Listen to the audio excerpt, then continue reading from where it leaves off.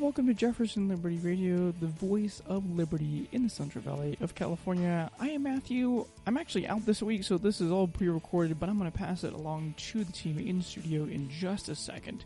But first, I want to tell you about our sponsorship opportunities. We are looking for sponsors for our show. We do really need your support to keep this show on the air. So if you're interested, we believe that we would provide great services to you, your business venture, etc.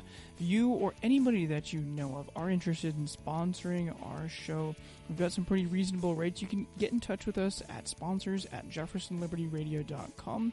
You can head over to our website, jeffersonlibertyradio.com. Find us on Facebook, message us, get in touch with us somehow. We do have a phone number as well, 209-214-8099. That's 209-214-8099. Get in touch with us. We would really love to set up a sponsorship opportunity for you or somebody that you know. We'll be looking forward to hearing from you soon. Now let's get on to the episode, and I'm going to pass it along to the team in studio. Yeah, good morning. This is John. Jefferson Liberty Radio, the voice of liberty in the Central Valley. I'm joined tonight by Pat and Aaron, as always. Hey, John. Hi, John. Hey, Aaron. Hey, Pat. How are you? I'm well. Excellent. I'm doing pretty well. Doing good. We have a man that I've known for a little while here joining us tonight, Mr. Shannon Poe, president of American Mining Rights Association and the spearhead of Walk for Liberty. How are you tonight, Shannon? I'm great, guys. I'm really glad to be on with you. Thank you for having me. Oh, welcome. We're glad to have you. There's a lot of things that our listeners could learn from you this evening, and if you would start by giving us a brief description of what Amra is and what the Walk for Liberty is all about here. Well, Amra was formed. American Mining Rights Association was formed really out of frustration by me, because when I moved to California I was actually born in California, but I grew up in Oregon. I was born at the Naval Hospital in San Diego. My mom came down to visit my dad while he was on leave, and I just happened to pop out. So I'm actually a native Californian, but I grew up in Oregon and then moved down here in about 2004.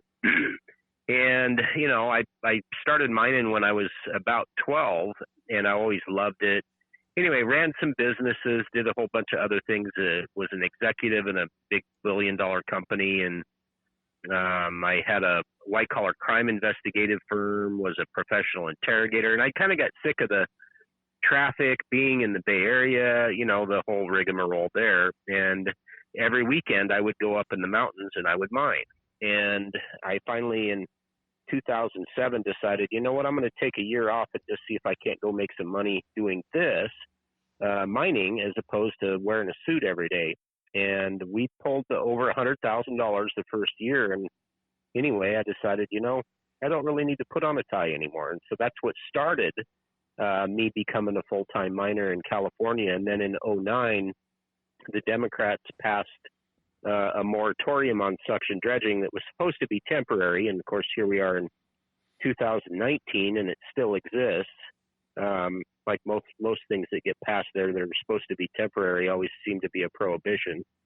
But out of that frustration, and really out of the lack of unity of the public lands groups and the small mining community, I formed Amra really to try to unite everybody in opposition to the taking away of liberties. And that kind of filters in. We've been around for 7.5 years now. We're the nation's largest small mining group. And we deal a lot with public land closures, hunters that can't access the public lands, hikers, fishermen, just things of that nature, miners, obviously. And we came up with the idea of Walk for Liberty. We started out really with the idea of walking all the way across the country, which I'll get to probably later in the show. But we were getting a little bit tired and fatigued that every time we call a senator or a representative or we testify, we just seem to be ignored. They obviously, as you guys know, have an agenda, and they don't really seem to care a whole lot what the public thinks, or even their constituents or the citizens of California. And so Walk for Liberty is really trying to unite everybody at the Capitol to let these politicians know that we're pretty tired of that. Kind of like what happened up in Oregon with the Timber Unity folks. Right. So I just got off the phone with Jeff up there, who actually started the Timber Unity. I just talked to him about an hour ago. He's from kind of my hometown area, and I grew up in a logging community in Oregon that was put out of business by the spotted owl. But so that's kind of what it is. And golly, it's really taken off, and we've got a whole lot of attention. And I expect the protest on the 27th of August at the state capitol will be pretty big. I hope so. Right. Mm-hmm. I know a lot of people who will be there for that protest. So I think you're going to be in good company for sure. So it sounds like it. The state of Jefferson folks, to be honest with you guys, were some of the first people to reach out to us as well. Mm-hmm. And we've talked to many of your I don't know what you call the different individual group areas where the chapters or whatever they are, but we had quite a few of them that reached out to us. Yeah, right. Would be county committees. Well, we have the same destiny in mind. We want liberty. We want our liberties back. So, yeah, similar views. That's for sure. Right. So the way I understand it, the 27th of August, that's the culmination of the walk, gathering at the state capitol. That's correct. At 1 p.m. On the South Lawn, we're going to, there's a lot of people that have requested John to walk with us. And unfortunately, on this particular walk we're going to do, we can't have that because Highway 49, I know you guys are probably intimately familiar with it like I am. It's a pretty narrow road. Right. And, we've probably had 300 requests of people that say, I want to walk with you between Portola and Downeyville. We can't do that because we would actually block the traffic. And so there's only 3 of us doing this. Myself, Jerry Clemens, who's he's our chief research officer with Amra, and then Don Siegel, who is also one of our staff members. It's just the 3 of us, and there's only going to be one person walking at any given time. So we've got 2 chase vehicles. One's a truck with a 30-foot travel trailer that we're going to sleep in, and then the Amra truck is going to follow us with a sign that says a walker, pedestrian on the roadway. So that's it, and we're going to try to average 30 miles a day, and we're going to do that one way or the other, swapping off all 3 of us. So. We've all been doing a whole bunch of walking and hiking, and heck, I've been doing concrete work and decks and building a mill, rock crushing mill up at the fit guys. Then yeah, we're getting. I could still lose 20 pounds there, Pat. But I could, but I'll probably lose that in this 13-day walk. So I have no doubt. So this, let me see if I've got this correct.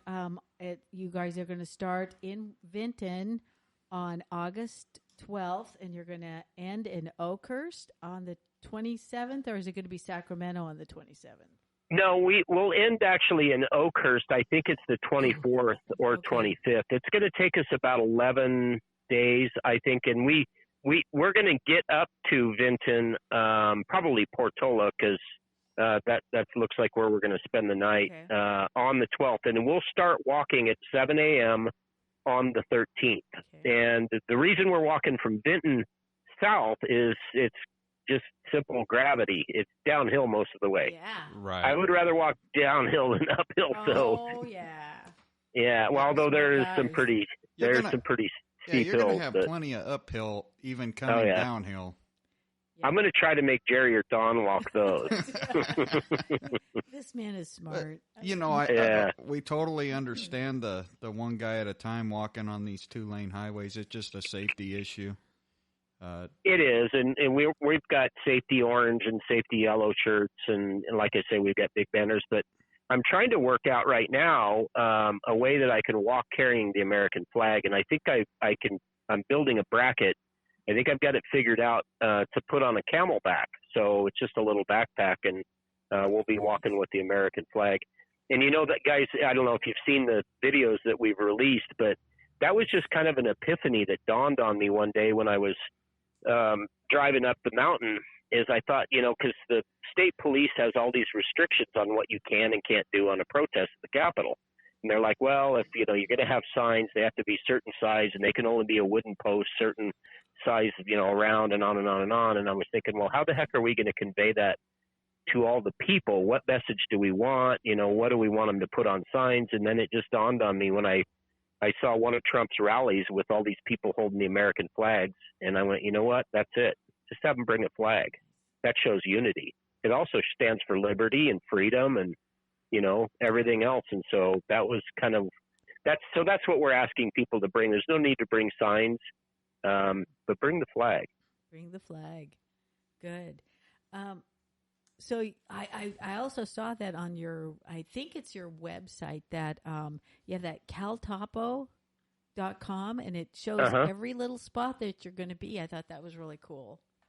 And well, we started getting all these calls that, you know, people were going, well, gosh, we want to walk with you. And we're actually challenging some senators and congressmen and county commissioners and county supervisors and sheriffs to walk a mile in our shoes, to have them come, one of them, to walk a mile with us at any given time. And we'll live broadcast it on Facebook to show support for the people. But what we're encouraging people to do is to be in a small town, Portola or Sierra City or Downeyville or Coulterville or Sonora, wherever it is, and stand on the sidewalks, support the local businesses, talk to them, engage them, and, you know, have them stand up for liberty, and then cheer us on as we walk through. Good. So that's why we put the times up there. Nice. It's great. And you're going to be filming this all the way? We do. We do a lot of videos anyway, and so we're going to be filming quite a bit of this throughout the whole entire walk, and then I'll turn that into a documentary that we'll release probably after the rally. I don't think I can get that edited in time. I'll probably sleep for a day anyway. So, of course, yes. Yeah, but what we're going to do is anywhere that we get a cell signal, then we're going to try to do live broadcasts on Facebook Live and post that right on the Amra page as well as Walk for Liberty. Nice. And so,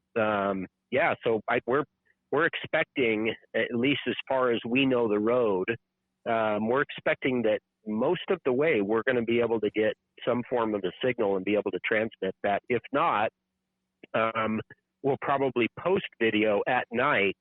We'll just create a hotspot off of our phone and then upload the video right onto the web pages, so onto Facebook. Mm-hmm. And they do a really good job with the videos. Oh, they do. Oh, who does it? Who's doing your editing? You do a great job. I do. What you mean, John? Is that what you mean? Yeah, this guy I do can all show the you flour gold in a pan that you couldn't barely see with the naked eye, and he does it with the cell phone camera. Oh my gosh, he's just wonderful. So it's you who does the editing. Excellent. Yeah, the funny thing is I was never really a photographer or anything like that, and heck, I didn't know about editing videos when I formed the Amra, but we started doing educational videos, how to pan, and then how to look for gold, and then videos on what are your rights if you go onto public lands, and so on and so forth. And they became so popular. Heck, I think we've got 3 million views on our YouTube videos now. Cool. That we bought some pretty good software that does video editing. And after you do it 100 videos or 150 videos, you kind of get the knack of it. And I'm getting to where I'm pretty adept at it anymore. It's not me. It's the technology and the software is so good that, I mean, it's literally click, click, click, and you get this really cool way to do things. And it's just, it's all about technology has made it pretty easy. So even somebody that's kind of dumb like me can actually make a fairly decent video. I prefer the word humble. Humble, okay. Humble. How about that? Okay, sure. There you go. Yeah. So, anyway, is there anything else you wanted to add about the Walk for Life? Liberty. Walk for Life, Liberty. Why am I saying? I knew I was going to do that. Sorry, guys. Sorry. I do. It was kind of funny is that I mentioned that I grew up in Oregon, and I don't know, are you guys familiar with the Timber Unity movement that happened in Oregon? Very familiar. I think all of our Facebooks were blowing up with videos and talk about what was going on there, and the cap and trade issue, and then they killed that bill in a Democrat supermajority. Right. That's fantastic. Well, and it's because they all got together, and it's important that we get the message for like our Walk for Liberty that you're spearheading out there, and then we get as many people participating as possible, because it just shows that unity event there just shows what power a common voice has. Right. Exactly. Right. The cool thing about the Timber Unity, and I didn't know this, I knew some people that had participated in that because I'm obviously from Oregon, and they had reached out to that group, and I didn't know who these people were. And they had met with their board and everything. They actually have meetings, and so they're organized, and they've only been around for 45 days. But anyway, so I get a message today from a young lady that said, look, here's the president and creator of this Timber Unity, would like to speak to you. And she gave me a phone number, and I called him today. Turns out the guy is from my neck of the woods, and I grew up in a timber community up in Oregon, and he knows all the same logging companies and families that I knew, and we're surprised we've never crossed paths. But the Timber Unity now has completely joined and is in full support of this, and they're going to rally the timber industry and the loggers and the fallers and log truck drivers and everybody, what little is left in California. So they'll be at the rally, and I actually asked him to come and be one of the speakers at the state capitol. And so Jeff's going to come down. But the cool part about that is, just like what Pat was saying, is this is a very small thing. This was just one guy that went to the state capitol, and he was wearing his orange Carhartt shirt, because he's a logger and they got to wear safety vests. And anyway, he got treated like crap by the state cops. He was there to actually meet with an assemblywoman who he had a meeting with, and they pegged him as a transient and were trying to run him out of the Capitol. And it kind of pissed him off. And so what he ended up doing is he had 28 people at the first protest. The second one was about 200. The last one that they did had 5,000. And he only started with just his own followers and friends on Facebook, and it turned into, they got 55,000 people, I think, as of today on Timber Unity. Wow. What one man can do, huh? And not to mention the amount of gridlock that they cause, not only with the timber trucks, but the timber equipment and ranchers with their stock trailers. I mean, that thing, they just put every diesel-powered piece of equipment they could in that small area and made their point. Yeah. Well, and that's, us living here in California, what we're witnessing really is a tyrannical government that doesn't care about the people. They just care about their agenda, and they just jam bills through. We've seen that with the things that we've dealt with, the mining community, where they listed everything that is mechanized or motorized that aids in the processing of material for gold as a suction dredge. So if you run a generator in the desert of Barstow at midnight because it's too hot to dig in a dry wash, that's considered a suction dredge, and you could be cited and your equipment confiscated. If you use basically anything that's mechanized or motorized. So we even had a guy drive his truck down to the river up on, I think it was the Feather River, and he had a gold pan and a shovel in the back, and he got threatened with his truck being confiscated because the truck could be considered a suction dredge because it aids in him getting to the river to process material. Oh, my goodness. Mm-hmm. That's how insane this is. That is insane. But see, they mask these things like, oh, it's about the owl, or in mining, it's about the fish and you're killing salmon. Well, where I've been dredging since 2007, there's no salmon or steelhead there. There's actually no fish there because there's a dam below there that doesn't even have a fish ladder. They didn't put them in. So there is no salmon that go up those rivers. And it's just wildly absurd. So you have to look at it and go, well, gosh, it has to be about something else. And it certainly is. And it's really about control. And that's what we're dealing with. Power and control. Right. Yeah. Well, you're talking, if I may just add one thing that when I was reading, I think it's a letter that you had someone or who sent this. You sent it to David Barnhart, Secretary of the Interior, U.S. Department of Washington, and it went to Sonny Perdue as well, the Secretary of Agriculture. But there was a part in here that I thought was really interesting, that the EPA, the United States Environmental Protection Agency, has recognized that there are environmental benefits to motorized dredge mining, like that it removes the mercury from the creeks and the streams and the rivers. Almost like 98% of that mercury gets removed. Correct. That is amazing. And then it also has beneficiaries to the dredging up the compacted gravels. It creates fish habitat. Right. And as a matter of fact, California Department of Fish and Wildlife uses the same equipment that these gold miners do to create said fish habitat. How about that? I didn't know that. But the funny part about this, that what you're bringing up, is when I was testifying before the Senate a couple of years ago under Senate Bill 637, and that was the one that they labeled everything as a suction dredge. In leading up to that, I created a video, and I was going to go and speak in front of hundreds of people the next day at the state capitol, or at the California Water Board building. And I was, going through what am I going to talk about, and I kind of knew what I was going to do. And then just on a whim, I went onto the computer and I typed in suction dredging to create fish habitat, and I hit enter. And holy cow, there were all kinds of federal agencies all across the country that were using the same suction dredges that I own in rivers and ponds and things like that to actually create fish habitat. So other states are doing it out there to actually create fish habitat, but California is saying we kill the fish. There's the hypocrisy. So I actually put that up on a 35-foot screen in front of all of these people in Sacramento. Nice. Effective, I hope.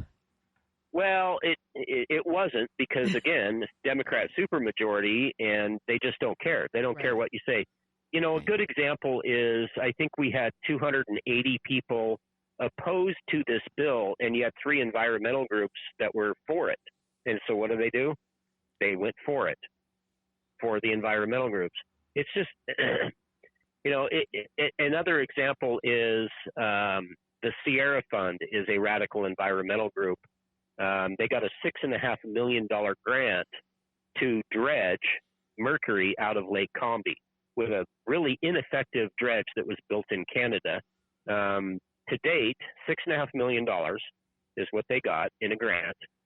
They've removed 2 grams of mercury at, $6.5 million, where we actually generate revenue for the state in permits.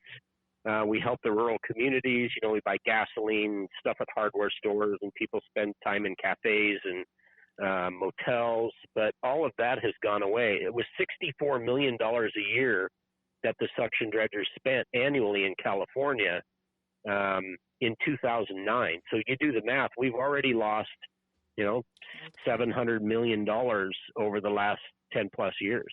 That's incredible. Yeah, they would rather leave the mercury in the water, apparently, than to remove 98% of it. It confounds logic. It does. It boggles my mind. Why? How? Yeah, it just doesn't make sense. Anyway, when has government ever made sense, I guess? Well, and it's not just California. If I recall, I remember, some drama in Idaho over the whole issue. Of dredging? Well, you're right. Yeah, I mean, everywhere that Amra goes, they're fighting for the rights of the miner. Right. Small scale, even large scale, because everything starts on a small scale, right? So these gentlemen they take a trip to claims they have. I haven't heard yet real property claims, but these are like, basically these guys own this land for this mineral purpose, right? Right. And they messed with them in Idaho too. So it's not just California, I actually have a lawsuit filed against me by a radical environmental group up there. So here, you had mentioned the EPA a little bit ago. So the EPA, in my opinion, is one of the most dangerous entities in the country. And when Obama did the waters of the United States, to where they were taking over every mud puddle, rain gutter, and barrel of water that you would store on your property, right. They believe that they have the authority to tell you what you can and can't do. Well, they did the same thing in Idaho, and we read that law very, very clearly. It's part of the Clean Water Act, and we looked at this particular river, the Idaho State Constitution, etc. And they did not have the authority, is the decision that we had made. And so we challenged them because they were running all of the miners off of this river that have dredged there for 50, 60 years. Thriving fish habitat, never any problems. We have a fisheries biologist up there that is, asking that we dredge bank to bank to create fish habitat because it's such a perfect thing to do, and it makes these nice little pools where the fish can rest. And anyway, so we dredged up there and challenged the EPA. If you think you have the authority, then come and cite me. Mm-hmm. And of course they didn't. So then this radical environmental group, under the disguise of the Clean Water Act, filed a lawsuit against me for $2 million. We're still fighting that lawsuit, saying that, I injured them by creating a plume of sediment that flows down the river. That's $2 million. And well, first of all, they don't have standing. They don't Absolutely. even, it's just utterly absurd. But see, that's the thing about unity and people standing up to the big bad government and exposing environmental groups is, if you do that and you start gaining traction, then you become a target. And I know John knows this all too well. He's followed Amra for years. Is that's what we have, is we've got a target on our back.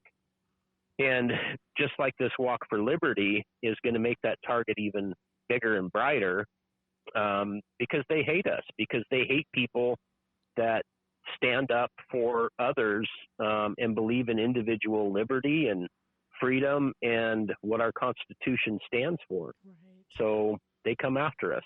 Which here we're discussing the Environmental Protection Agency, and it's a federal agency that there is no enumerated authority for. And all our listeners know how I am about things that aren't outright listed. So these people that can't even legitimately operate are coming after people that have legitimate rights to operate in the manner that they are operating. Right. Yeah. Exactly. That's it. So yeah, good old Nixon created the EPA, didn't he?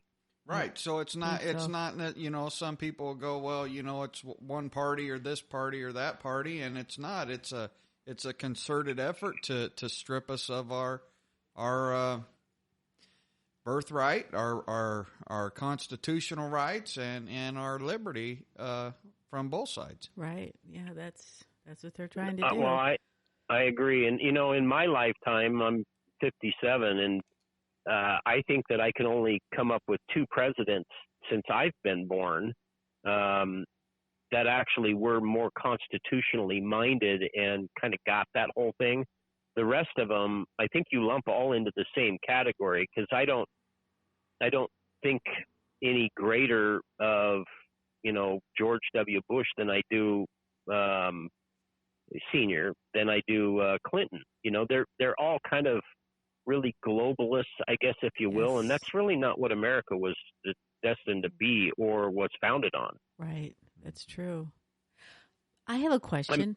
If I may go back, I hate to interrupt you. I'm sorry. Did you want to finish that? Were you finished with that then? I was. Yeah, I was just rambling. Oh no, you're doing great. You're doing fantastic. For someone who doesn't know about dredging, that would be myself. Where are you right now? Are you able to dredge at all in California? Is that completely gone? Is there areas? No. What happened is Well, there's actually one person that is legally allowed to dredge, and that's the lady that is the founder of Sierra Fund that got the $6.5 million grant. They dredge for gold all the time under the disguise that they're getting mercury. And they get, see how that works? But they're also really big Democratic supporters, and she's always in the state capitol meeting with senators, all Democrat senators, never a Republican.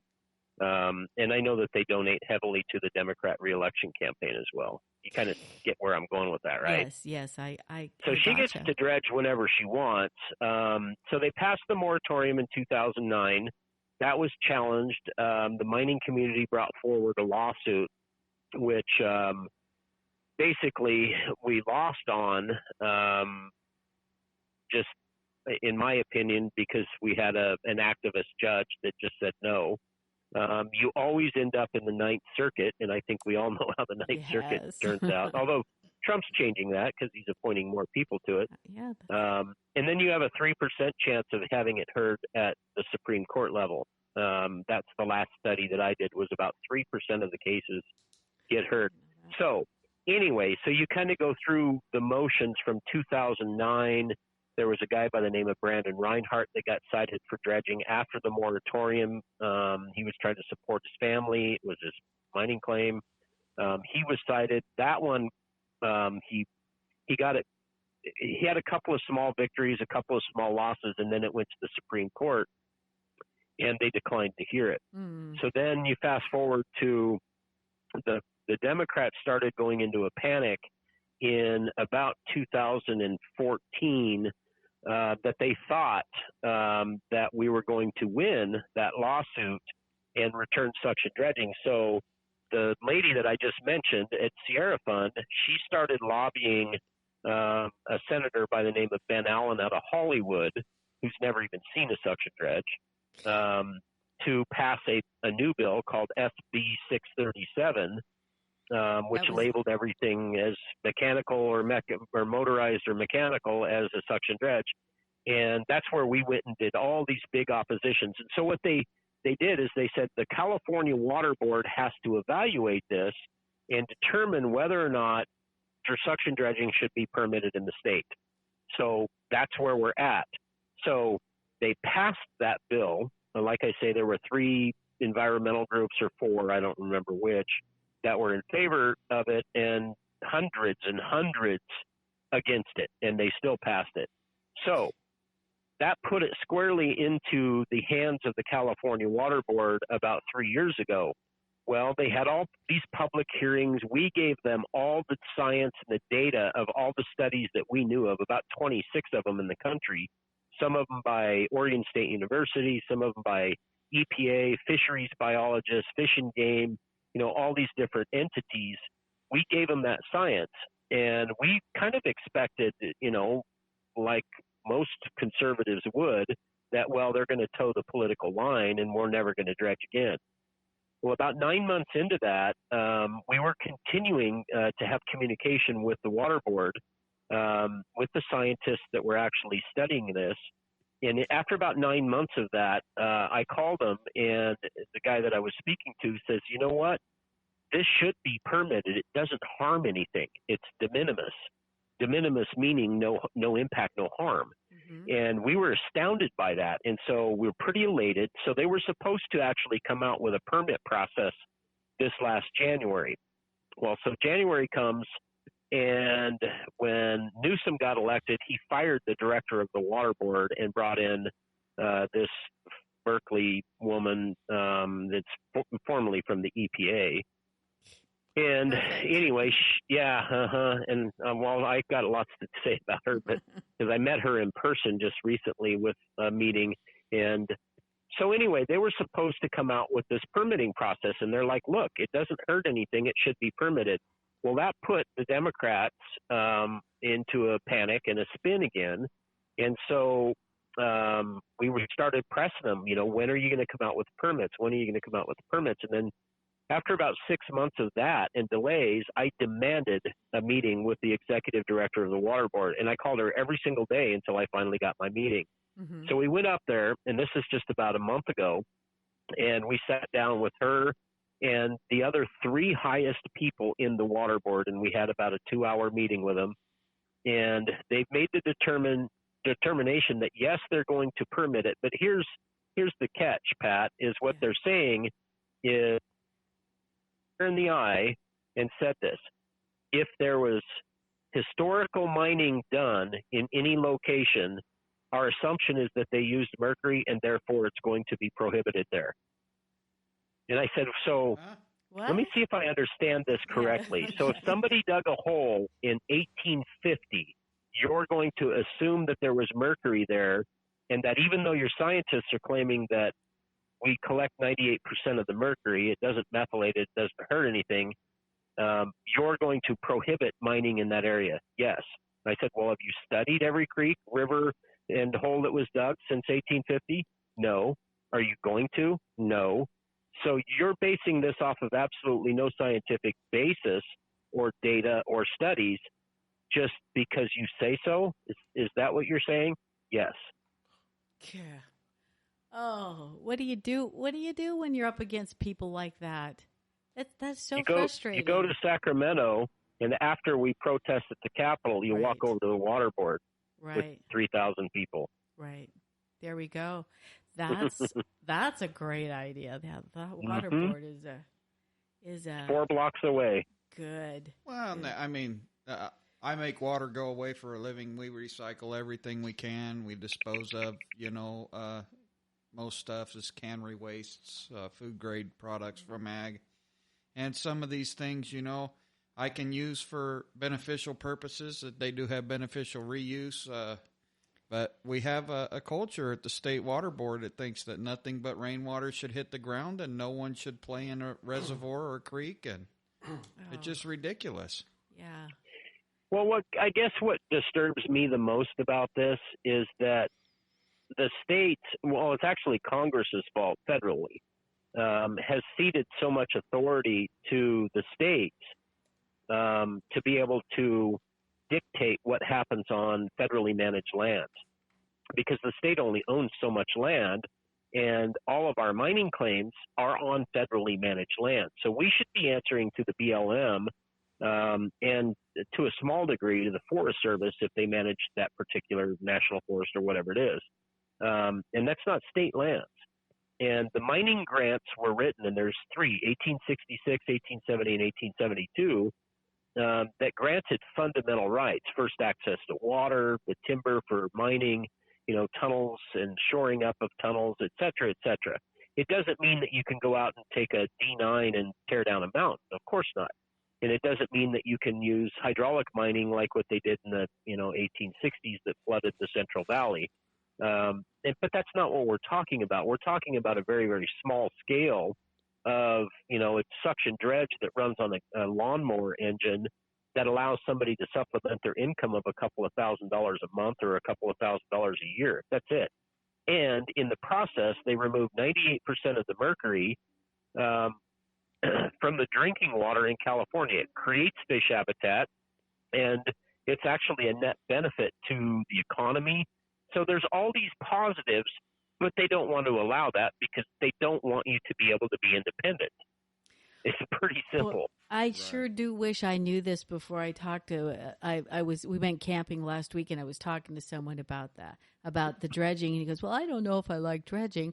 Well, I didn't have any information. I went, "Oh my gosh, this would have been fantastic to give him."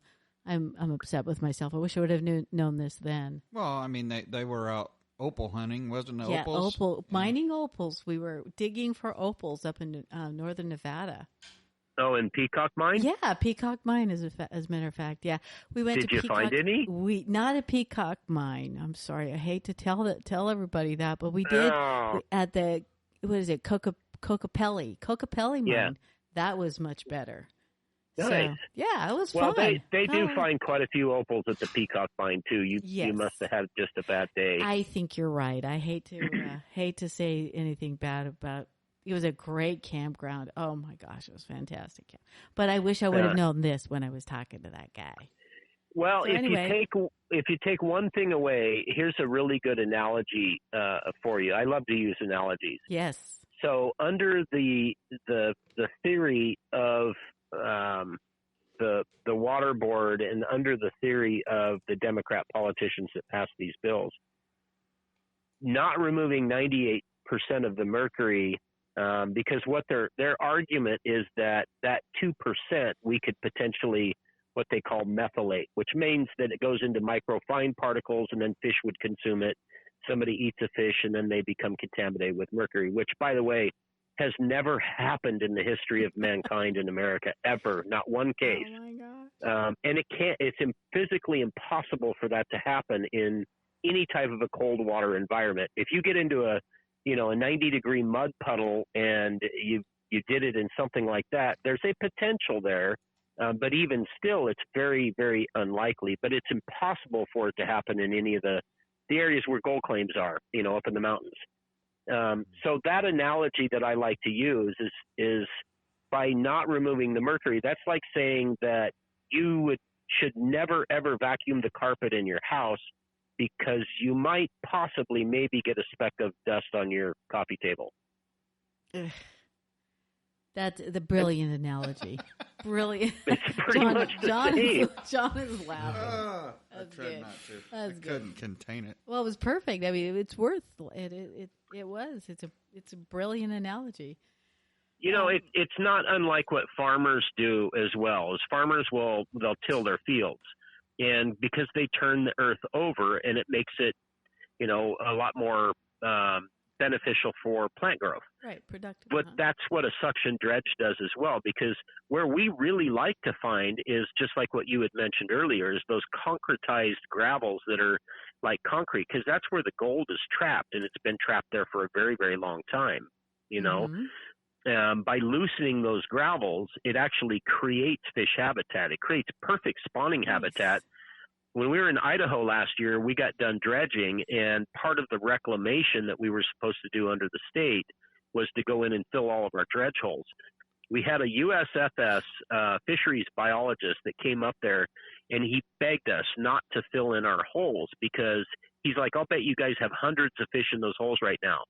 Yep, we sure do. I filmed it. I have underwater GoPro that shows it. Some big fish. Wow. And he goes, you're going to destroy that habitat. And I go, the state is mandating that we destroy it. If I don't destroy it, I will get cited for it. So I had to fill in all the holes.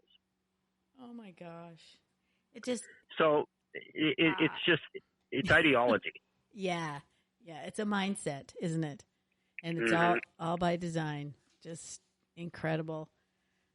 Aaron, did you have a question that you wanted to ask? Yeah, Shannon, I wanted to ask you about what is significant about this appointment of William Pendley to the Bureau of Land Management? Yeah, Good question, that is Aaron. remarkable. So Mr. Pendley is from Mountain States Legal Foundation. They're up out of, I believe it's Montana. And they're a lot like Pacific Legal Foundation here in California. They're a nonprofit made up of conservative attorneys, and they know the Constitution. They know every aspect, really, that has to do with public lands and water rights and things of that nature. They take the people that don't have anybody else to turn to and have nobody to represent them. They take cases on pro bono for free. For those folks. He is one of those attorneys. I have never met the man. I don't know if I've actually spoken to him. I think I may have. I think it's fantastic. And by moving, also, it looks like they're moving that office over to Colorado to get him out of Washington, D.C., I think is another great move. Cool. Yeah, so it's a good thing. We've had our run-ins with the not us in personally had run-ins with the BLM, but we've had battles because Amra, we represent the little guy, kind of like what Mountain States does, but on a smaller scale. We'll offer all kinds of legal advice, and we have filed a lawsuit on behalf of a small miner before. We'll go and have meetings with BLM, Forest Service, over whatever regulatory boot that they're trying to put on somebody's neck. And we've had almost 100% success rate in doing that. But this guy, I think, is going to do really well. The Forest Service is the one that is really concerning me. It used to be the EPA, in my opinion, was the most dangerous. And when Pruitt went in, he gutted the EPA. He took out a lot of the ideologues, all the folks from Berkeley and stuff like that, and he really transformed the EPA more into a toothless tiger now. But it's the Forest Service that is alarming. And you've got people on, we have video and audio right now of some folks that we're representing in Montana.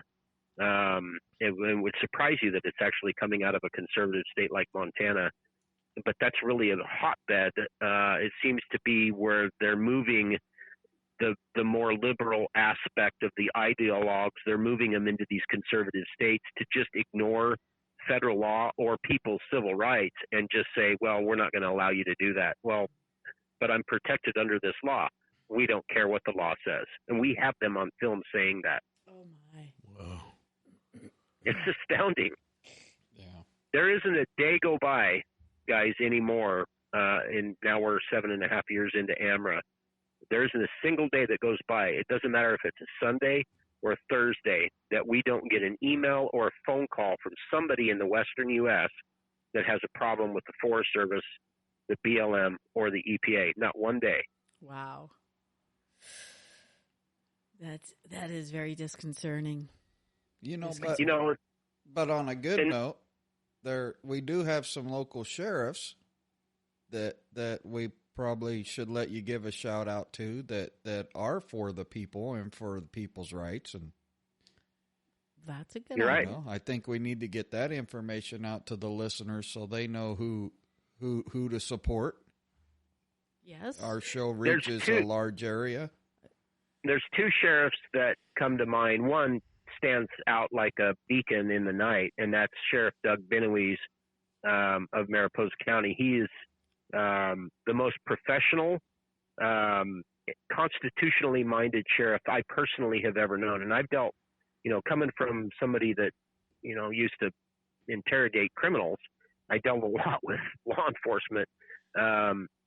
Sheriff Benoist is an amazing man. I believe he is president of the Constitutional Sheriff's Association.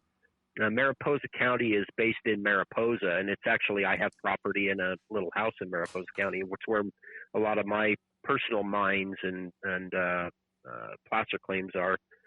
But we had an episode, and the other one is Sheriff D'Agostino. I think he's in El Dorado County, Yes. another constitutionally minded sheriff. Absolutely. But Benoist is a funny thing about Doug is about 3 years ago, 3.5, maybe 4 years ago, I was actually shooting a mining video, and I went to my little house up there, and I had a message on my phone when I got to the house, and it was a message from a retired military veteran, combat veteran, that had been up there real close to my house. We have, I think, 17 mining claims in Mariposa County. And he's like, you're not going to believe what happened. I had a taser pulled on me by the Forest Service today. And he goes, give me a call. And so I called this guy back. He's an AMRA member. And so people that make a donation to AMRA, they get access to 100 mining claims that we've got in 6 states. Rick was one of those members. So Rick was on this little creek that you could literally step across because it was during the drought. Barely a trickle of water in there, but it had a couple of pools. He was sitting in the creek with his feet in the water, panning, and, this little material he was digging out literally with a garden spoon. So he wasn't dredging. He wasn't using anything mechanized or motorized, blah, blah, blah.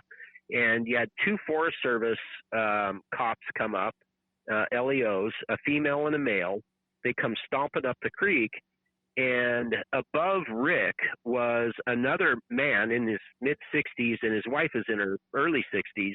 They were also panning for gold in a crack right above him, about 50 feet. And the Forest Service cops came up and they said, all right, everybody pull their ID out. I need to know who's in my forest. That's their words, not mine. They needed to know who was in their forest, and they all had to show ID. And Rick said, why do I need to show you ID? I'm on my mining claim. I'm not doing anything wrong. I'm not violating any laws, and you have no right to ask me for my ID. So the female, who actually turns out that she was the captain of the LEOs, she gets all pissed off and starts barking at everybody. You better pull out your ID or I'm going to arrest you, and on and all these things. Well, she goes up to the other older man and his wife, demand that they pull out the ID. So the man pulls out his ID. He's also a retired combat veteran and Silver Star recipient, Purple Heart and Silver Star. Wow. Anyway, he shows her the ID. The woman says, well, I don't have any ID on me. All I have is my Amra card. So she hands the LEO the Amra card, and the woman says, look, this is expired last year. Or do you even have a right to mine here? And she goes, oh, well, I have a new card in the truck. And so she goes, okay, I'm going to escort you to the truck, ma'am. Don't make any sudden moves. Keep your hands in plain sight. And literally walked this woman up the hill all the way to the truck with her hand on the gun and made this woman pull her ID out. Wow. They come back down. Now they focus on Rick again because Rick hasn't produced his ID. And she goes, give me your ID. And he goes, look, lady, I don't have to give you any ID. Call the sheriff. Call Sheriff Benoist. And she goes, I don't have to call any sheriff. She pulls the taser off of her hip, walks right up to him, puts the taser against his forehead and says, you're going to give me your effing ID right now. Oh, my gosh. I kid you not. I mean, and this is in front of witnesses. So we actually filed suit, which, Absolutely. Obviously the Forest Service couldn't settle that fast enough. That woman still has her job. Oh, why? That's a good question. Oh, That's what we want to pose to Mr. Trump. Right. Why are exactly. people like that allowed to keep their job? That's shameful. That is. That is absolutely. Well, it's because that's ridiculous. The people, and not only that, I'm sorry. Go ahead. No, I was just going to say it's because the people above them are of the same mindset and just as corrupt as they are. That's why they get to keep their job. You're absolutely right. Yeah. And the sad part about it is some of my close friends actually work for the Forest Service, and they're firefighters. And so they're good people. The vast majority of the Forest Service BLM are good people. I want to make that abundantly clear. They're not all bad. And, we do say bad things about them, but it's those specific incidents. But the funny thing is going back to Sheriff Benoist. And so this goes down and I'm livid and, I'm already making phone calls. I'm talking to our attorney and I'm, going, look, I'm going to sue these people. I want this woman fired, on and on and on. I go to Sheriff Benoist and I said, Doug, this is what happened. I had these people write statements and I took them to Doug and he's like, I'll just revoke their authority to enforce any state law in the county. Okay. And it was literally a 5-minute meeting with Doug and he went, done. They still are not allowed to enforce state law in Mariposa County. That's a good sheriff right there. Yeah, that's awesome. Well, that's a sheriff who understands that he's an agent of the people and not an agent Right. of the state. And unfortunately, in Stanislaus County, where the three of us sit tonight, our sheriff wants to argue the point whether he's an agent of the people or an agent of the state and chooses to be an agent of the state. So, I have to personally applaud those sheriffs that have that mindset and stand behind the people. Because this is a concept that dates back to the 1600s. It's not something that just started, recently with the constitutional sheriff movement. Yeah. Did you guys have any dealings with the former sheriff of Stanislaus County, Les Weidman? No, not personally. Not personally. No. He what the funny thing about Les Weidman is when I bought my 10 acres on the mountain up there, that there was a little road that I knew somebody had access and they owned a piece of property kind of off to the side of me and they had to use my road. It was a part of the agreement when I bought it as an access easement. It turned out to be retired Stanislaus County Sheriff Les Weidman, and he's turned into be a great friend over the last 11 years. But he is as constitutionally minded as Doug Benoist, and I keep bugging him. You ought to go back and run again. Yeah, because, please do. He likes doing. He's in his 60s now. He likes doing rodeo, and Guy's in great shape, but boy, you want to talk about somebody that really understands politics and what a sheriff's position is. But he and Doug Benoise and DiAgostino are all pretty much one and the same, and we need more people like them. Yes. What we should be doing is encouraging people that are listening to this show to go and run for county supervisor and to start taking over the rural communities themselves. Well, as a matter conservative of fact, people. There is some talk about that amongst our group already. Yep, we have been talking about that. In Stanislaus County, we have 3 seats coming up this next election. Yeah, they have term limits there. We've had some incidences that are less than becoming, committed by some officials. Some are retiring, but what? 3 out of 6 seats here, 3 out of 5 seats just in our county are up for grabs. Well, we're we know a lot of people are working on trying to get those filled with good people. So, and surprisingly, I have a lot of people in Mariposa County kind of urging me to do the same. I'm a very busy person, but I am actually considering that. I think if anything, it's to preserve really the county from outside influences. They've got a uber liberal that came. She lived in Berkeley. She got elected to the Yosemite district. And some of the things that this woman comes up with is just truly remarkable. It's just where they come up with these ideas, the things that just make you scratch your head and go, what are you even thinking? Mm-hmm. It's kind of like the Ocasio-Cortez New Green Deal bills. And where do these people even come up with these ideas? It's all about control. Yep. That's it. Like we said before, power and control. That's it. Yeah. Right. Yeah. So, well, we could go on all night about all this. I'm really grateful for the things Amra does. And how would one become a member of Amra? We'll let you put that out there. Well, they can go to AmericanMiningRights.com. And if they want to become a member, it's a $200 donation. It's tax deductible. It gives their entire family unlimited access to, I think, more than 100 mining claims in 6 states now. So almost all of the western states, even in Colorado, west of the Rockies, we've got mining claims. We've got 45 or so, I think, just in California, Oregon. Got some in Washington, Idaho, Arizona, Colorado. We've got one in Nevada finally. And that's pretty much it. They can do it online. But the one thing that I would really encourage people, I guess, to do the most, John, would be, is if they're on social media, is to go to the AMRA page, American Mining Rights, just type that in, like the page, and then we post about 3 articles a day that have to do with public lands, and a lot of times it has nothing to do with mining. It has more to do with off-roaders or hunters or hikers or the ranching or the water rights in California.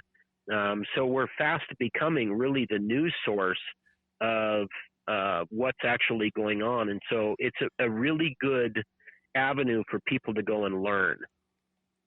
Right. Excellent. And if they really want to learn how to mine, we've got 100 videos out there. They can watch those. Great. Well, and then if you follow that page on Facebook, there are public events, and the fellowship that Amra gives to an individual has been very important in my family's life, and my brother specifically. I know I've told Shannon personally that the positive influences and changes from those members I've seen touch my brother at his core, and I'm very appreciative of that. That's fantastic.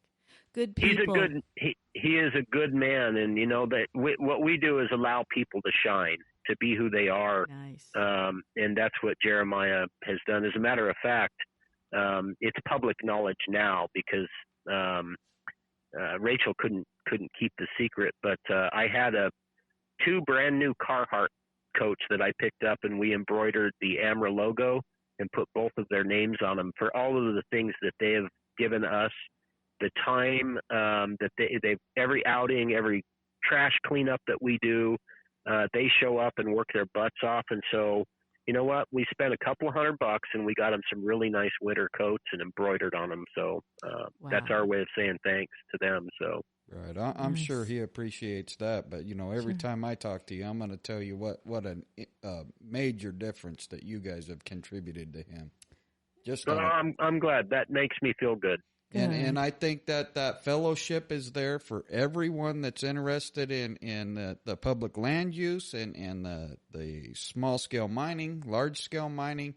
These are wonderful people, and it would benefit you greatly to be involved with them. So go to that website, sign up, support the people that are fighting for us. Yeah, even in my little Motherlode Mineral Society that I belong to, I mean, they exactly the same way, the fellowship, but we're also dealing with some the BLM stuff that they're limiting their ability to go out and collect rocks. So have them call me. I'll give them some advice. Yeah. That's what we're here for. I will do that. Right. You know, at any time, John, people can go onto the website and they don't have to join or become a member. Maybe they're not even interested in going out and learning how to pan or anything like that, but they can make a donation of, you know, $5, $20 or whatever it is. And all of that goes into the legal fund. So we can give legal advice to, you know, people just like the Mineral and Gem Society there that she's talking about, and helping miners in Montana and California and, you know, wherever it is. So they can always do that as well. So are you a 501c3? We are a 501c3. Perfect. Yep. Nonprofit. Perfect. Right.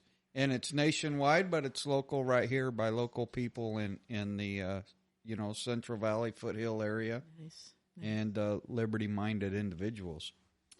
Well, that is true. That might be a good note to maybe bring this wonderful podcast to a close. What do you say? Yeah, I think we've got it out there. I just encourage everyone to attend the August 27th gathering at the state capitol. That's at 1 p.m. on the South Lawn.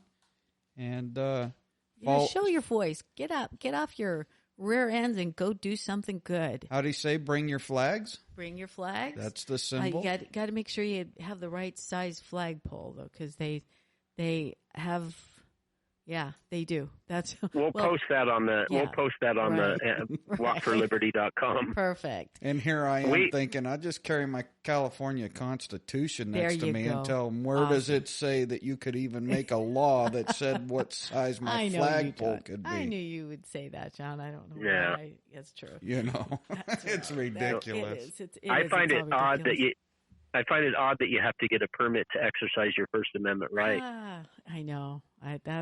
Yeah. Well, you know, and all these things, I understand why we do them on weekdays because, you know, the representatives are there.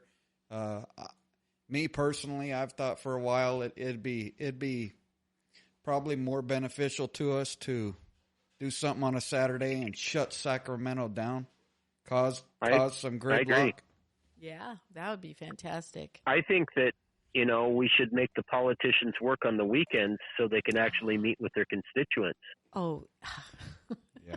What a novel idea. Concept. I know. Yeah, give them Tuesday and Wednesday off. There you go. I like that idea. Mm-hmm. Yeah. Unfortunately, that will not happen, I'm afraid. Yeah, that's kind of like saying that they're going to take a pay cut.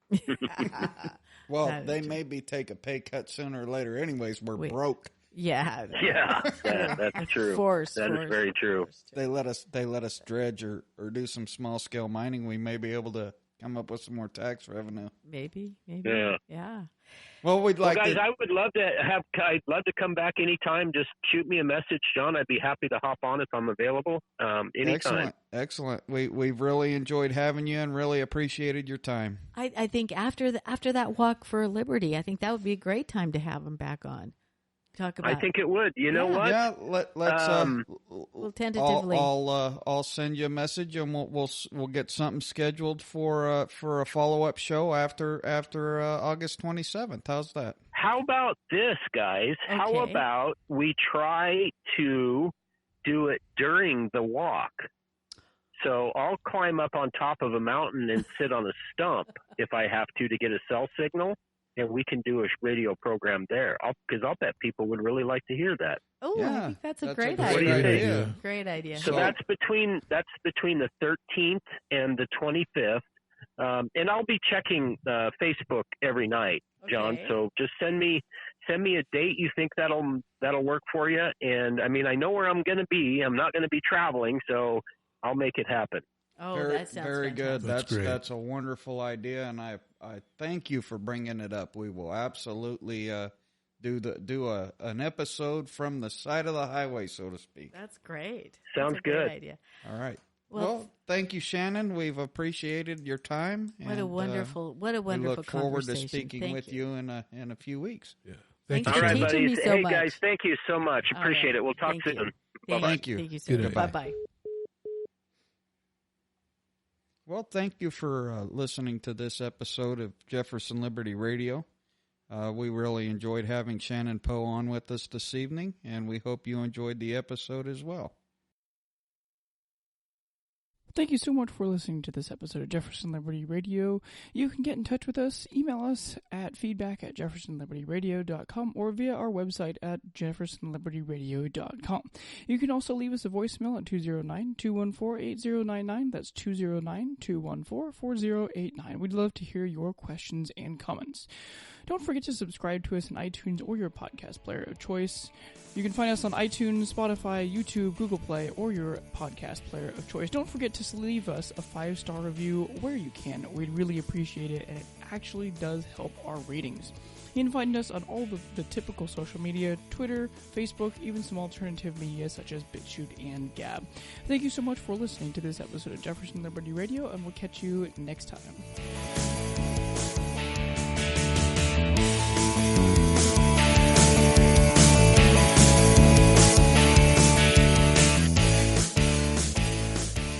Jefferson Liberty Radio is a production of Forgotten Liberty Media. The views expressed by the host or guests throughout the various episodes may not necessarily reflect the views of Forgotten Liberty Media as a company.